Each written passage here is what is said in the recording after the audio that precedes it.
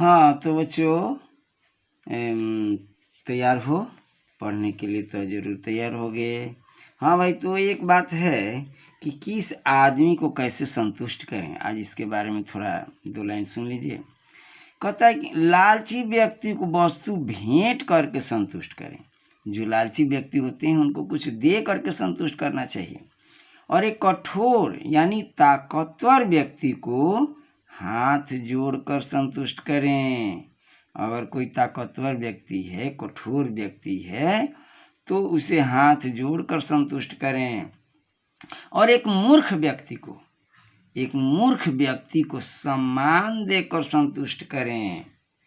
और एक विद्वान व्यक्ति को सच बोलकर संतुष्ट करें। समझ गए बच्चों? तो विद्वान व्यक्ति तो अपने विद्वान होता है, वो तुम्हारे सच्चाई से खुश होता है, सो उसे सच बोलकर संतुष्ट करें। हाँ तो बच्चों, आज का हमारा टॉपिक है ऑप्टिकल फाइबर का क्रोड किस पदार्थ का बना होता है। आइए 2014 का चौथा प्रश्न है। तो ये प्रश्न तो बीच में मिलेगा, लेकिन सबसे पहले हम लोग देखेंगे ऑप्टिकल फाइबर क्या है और ऑप्टिकल फाइबर के सिद्धांत, उपयोग, ये सब क्या है। तो चलते हैं। ऑप्टिकल फाइबर प्रकाशिक तंतु इसे हिंदी में कहते हैं। तो ऐसी युक्ति जो प्रकाश ऊर्जा को बिना उसमें हानि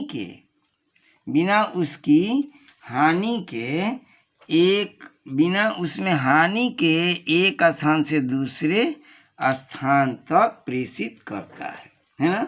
तो ऐसी युक्ति जो प्रकाश ऊर्जा को बिना उसकी हानि के एक स्थान से दूसरे स्थान तक प्रेषित करता है, ऑप्टिकल फाइबर कहलाता है। क्या मतलब कि इसमें ऊर्जा की हानि, इधर उधर ऊर्जा का रूपांतरण नहीं होता है, जितना ऊर्जा देते हैं उतना हमें प्राप्त होता है। अच्छा, तो ये सिद्धांत क्या है, देख लीजिए। ये सिद्धांत क्या है? यह पूर्ण आंतरिक परावर्तन के सिद्धांत पर कार्य करता है। किस सिद्धांत पर? पूर्ण आंतरिक परावर्तन के सिद्धांत पर कार्य करता है। हाँ, आते हैं इसके बनावट क्या है। देखिए, इसके 3 भाग होते हैं। एक होता है केंद्रीय भाग, है ना, बीच वाला भाग। इस केंद्रीय भाग को हम क्रोड कहते हैं, कोर या क्रोड कहते हैं, जो उच्च कोटि के कांच या क्वार्ट्ज का बना होता है।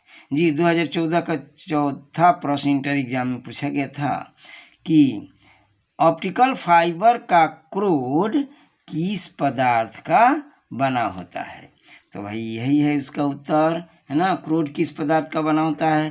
तो देखिए, ये ऑप्टिकल फाइबर का जो क्रोड है उच्च कोटि के कांच या क्वार्ट्ज का बना होता है ना। तो इसका आंसर हुआ कि यह क्वार्ट्ज या कांच का बना होता है। इसके चारों ओर कांच का आवरण होता है।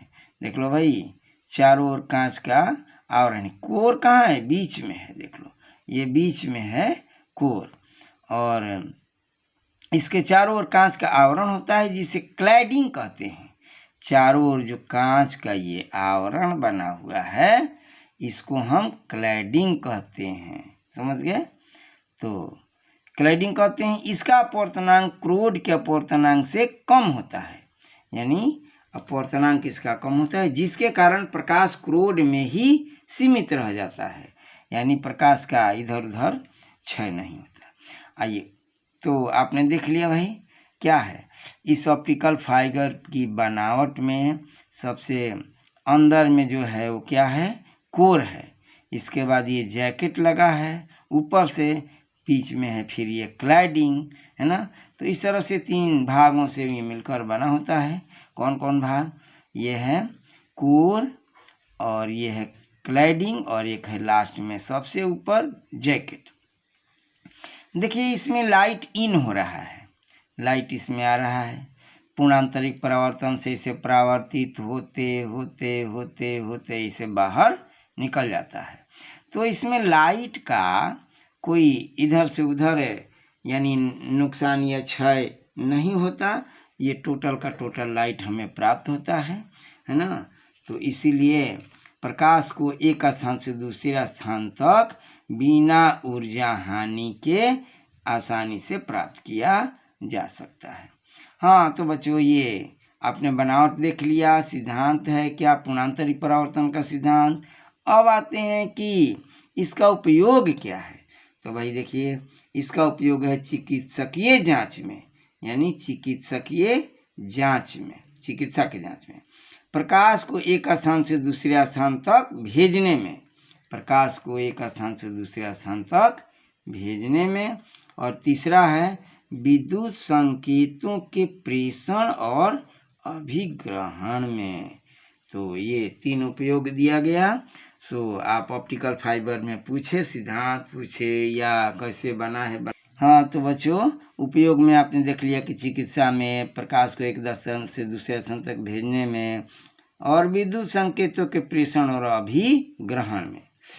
अब आते हैं एक और प्रश्न है भाई, ऑप्टिकल फाइबर का तो समाप्त हुआ, आगे की तरफ चलते हैं। अब आगे की तरफ देखिए एक न्यूमेरिकल प्रश्न है। ये देखिए न्यूमेरिकल में क्या है, 2018 का 11वां प्रश्न है। ये क्या है भाई, एक मछली पानी के अंदर √3 सेमी की गहराई पर तैर रही है। देख लो, ये मछली है और ये √3, ये √3 नहीं, √7 है, सॉरी √7 है। तो यह मछली √7 सेमी की गहराई पर पानी में तैर रही है। मछली पानी के बाहर केवल एक वृत्ताकार भाग से देख सकती है। ये देखिए वृत्ताकार भाग है, इसी भाग से वो देख सकती है। इस वृत्ताकार भाग को त्रिज्या कितनी होगी, कहता है कि यह त्रिज्या r कितनी होगी, है ना, जिससे वो देख पाती है। वृत्ताकार भाग की त्रिज्या कितनी होगी, वायु के सापेक्ष पानी का अपवर्तनांक 4/3 है। इसका अपवर्तनांक दिया है, वायु के सापेक्ष पानी का अपवर्तनांक 4/3 है। तो ये 2 नंबर का भाई आया था, 2018 का 11वां प्रश्न है, आप देख सकते हैं। तो अच्छी तरह आप देख लीजिए। सबसे पहले बनाने के लिए हम चलते हैं, म्यू इक्वल टू होता है 1/sin c। c क्या है, क्रांति कोण है। तो भाई इसके अपवर्तनांक और क्रांति कोण में संबंध जहां हमने बताया है पिछले वीडियो में, वहां आप देख सकते हैं कि ये फॉर्मूला कैसे आया है। अपवर्तनांक और क्रांति कोण में संबंध के बारे में बताया गया है। तो देख लीजिए, ये म्यू का मान जो है 4/3 दिया गया है, तो 4/3 लिख दिया गया, फिर 1/sin c लिख दिया।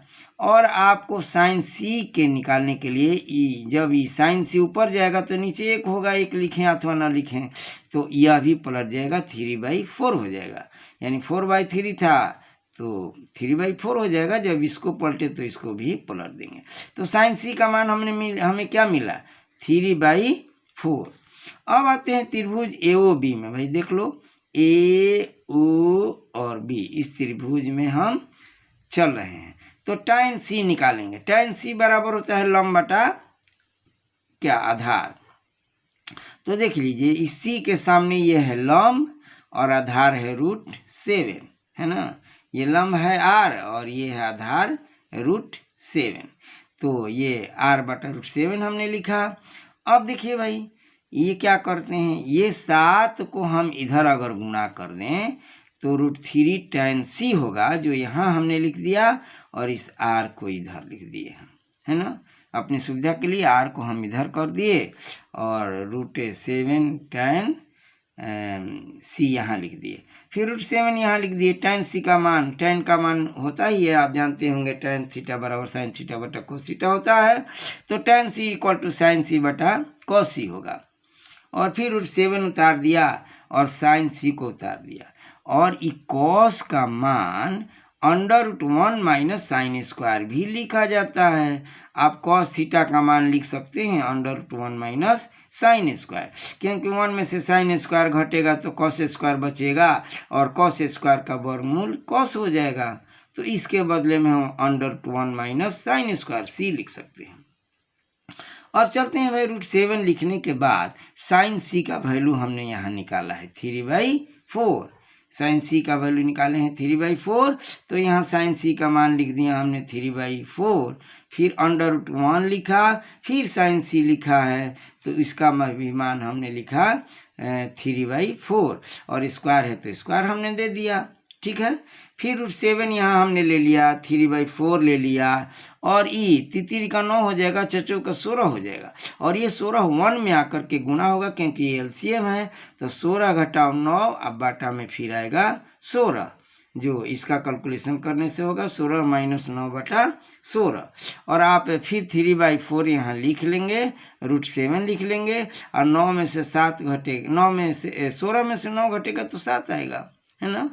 और इसको पलट दीजिएगा तो देखिए ये रूट में 16 है तो इसका वर्गमूल होगा क्या 4, जो ऊपर कर दिए हमने, और 9 में से 16 में से 9 घटेगा तो 7 बचेगा, तो इसका तो वर्गमूल नहीं निकला तो रूट में रह जाएगा और ये 16 का वर्गमूल 4 निकला जो हमने पलट के ऊपर कर दिया है। ठीक है, तो अब आप देख लीजिए रूट 7 कट जाएगा, 4 ये कट जाएगा तो बचेगा क्या 3, यानी आर का जो वैल्यू है, यहाँ आर का मान हम लोग निकाल रहे हैं और आर का वैल्यू हमारे पास क्या मिला 3, तो इसीलिए हमने लिखा R = 3 cm, यानी यही निकालना था कि बताओ बच्चे कि वृत्ताकार भाग की त्रिज्या कितनी है। तो यही R जो त्रिज्या है वृत्ताकार भाग की त्रिज्या है और इसका मान आया R = 3 cm। हाँ तो बच्चों अब थोड़ा भूल ही गए हैं, सो आपको तो याद होगा लाइक करना और सब्सक्राइब करना, तो आप भूले तो नहीं होंगे, तो याद है तो कर दीजिए भाई। अगर वीडियो पसंद आए तो अभी करिए, नहीं पसंद आए तो क्या करना है ना। अब पसंद आए तो कर दीजिए और अपने दोस्तों को भी बुलाइए। हाँ तो बच्चों अब आपने देखा कि एक न्यूमेरिकल और पूरे प्रश्न ऑप्टिकल फाइबर का रहा, सिद्धांत बनावट उपयोग ऑप्टिकल फाइबर का रहा और ये रहा हमारा एक न्यूमेरिकल, तो दोनों को हमने बना करके देखा। तो जय हिंद बच्चों।